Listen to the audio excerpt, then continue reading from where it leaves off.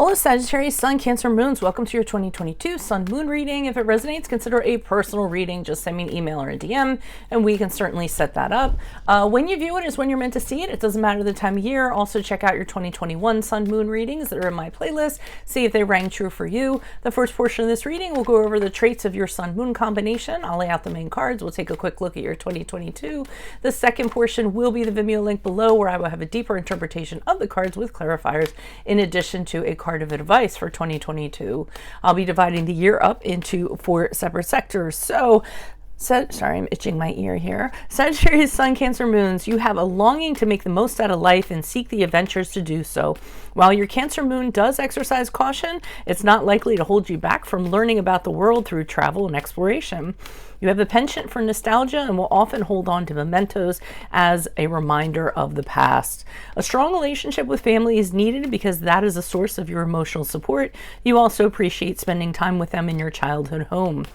They are some of the few people who understand you and let you speak your mind, whereas others get taken aback with your candor. With a bright, optimistic outlook, you can see the best in any situation and bounce back easily from setbacks. This cheery demeanor and your sense of humor also attracts friends. However, when it comes to friendships, you are more about quality than quantity, and they must earn your trust. In fact, you can form very clingy bonds with those who you become closest.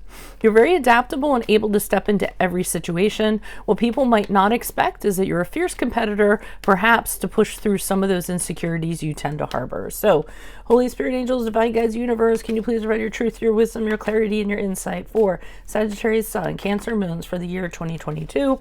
What do you see? What do they need to know to reach your higher ground, become closer to universe and closer to divine through your messages? Any messages would be greatly appreciated. And we thank you. What do you see? What do they need to know? What do you see for January, February, March?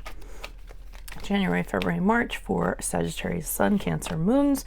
We have the Ace of Pentacles in the reversed. What do you see for April, May, June? April, May, June. We have the Hanged Man in the upright, for April, May, June. If you skipped over the intro, go back and listen to it. I described what your Sun Moon combination was in addition to how to use these readings to your best benefit. July, August, September, we had the Queen of Pentacles in the upright. Check me out on Facebook, Instagram, TikTok. Like, share, subscribe, donate. Anything to support the channel is always appreciated. October, November, December, we have the Moon card in the reversed. So Sagittarius says we're starting off in January, February, March. Ace of Pentacles in reverse.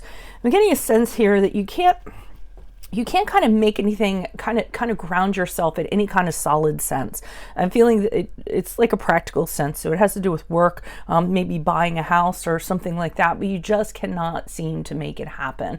You're trying to manifest something that probably has money associated with it because it is the Pentacles, but every time you try to do so, it just doesn't seem to happen. Or anytime it seems like, an opportunity is coming your way, it just kind of goes away. Or anytime it seems like you have a mountain of money going on, something comes and like takes it all away, so you're back to ground zero again, and it just seems like a really unstable time for you in a practical and a monetary sense.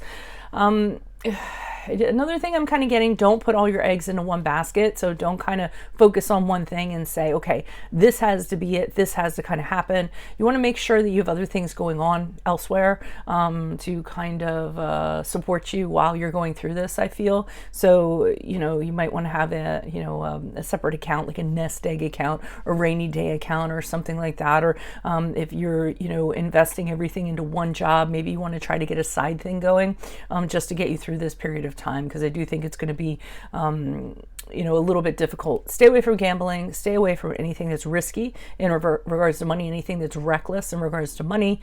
Just be careful about that. And then also the other thing I'm going to say is money is not the end all of everything. Sometimes the more that we focus on practical things and monetary things, the more they elude us. So just try not to make that your central focus during this period of time and distract yourself as much as you can. Now, I feel as though in April, May, June, this is going to kind of continue. You're going to be in this holding pattern. You're going to be very frustrated because you're not really going to know what to do, and there's nothing much you can do to kind of, you know, sometimes with this, I say unplug the drain, so to speak. You know, you pop out the plug and everything starts moving. So I don't feel like you can make anything move. It's almost as though, you know, someone has just pushed the big pause button on you, and you're just hanging out, you know, in a spider web. You're hanging in suspension. So since you can't really do anything actively in terms of changing your situation or anything in that regard, you might want to consider just taking the time to enlighten yourself, taking the time to take up a passion project, taking the time to meditate, to open your mind up, you know, in other ways and things like that to kind of pass the time. Because I feel during this period of time, there's just not going to be a lot of moving and shaking going on. And you tend to be restless creatures by nature, so you're going to have to distract yourself with other activities to kind of, you know, quell your temperament, so to speak.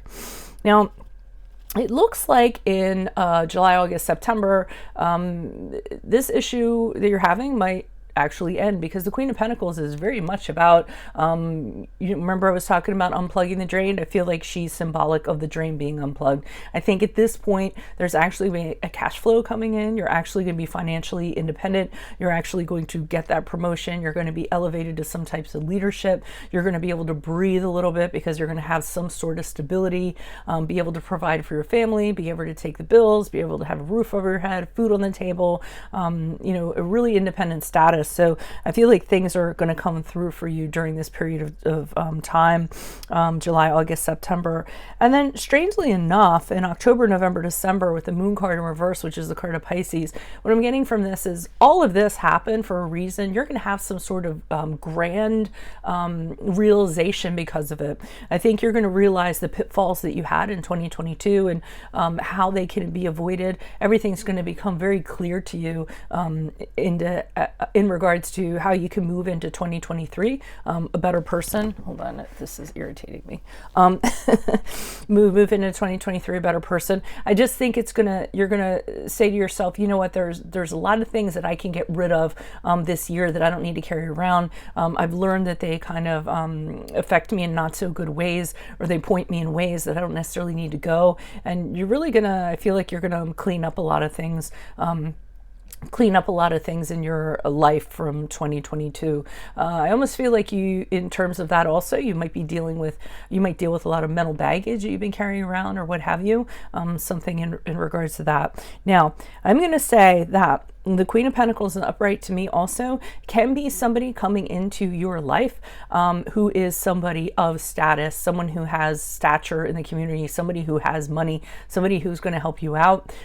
Could be a romantic liaison, so it could be an earth sign and somebody that's very capable of kind of taking care of themselves. And then as you move into October, November, December, things are really going to take shape and start to form mentally in regards to this person and the role that they're going to play in your life, whether it be, a benefactor, whether it be a supporter, a mentor, a romantic person of some sort. You're going to see your way forward very clearly. So that is what I have for you all. If it resonates, again, consider a personal reading. Just send me an email or a DM, but definitely make sure you click on the link below. I'll be pulling these cards on those cards for a deeper interpretation, and I'll also be pulling a card of advice for 2022. Make sure you check out my 2021 readings that are still on my playlist. See if they rang true for you. Check me out on Facebook, Instagram, TikTok. Like, share, subscribe, or donate. Anything to support the channel. Otherwise, Sagittarius, Sun, Cancer, Moons, best of luck to you in 2022. Adios from Veronica Garnett. I'll see you in the Vimeo. Bye.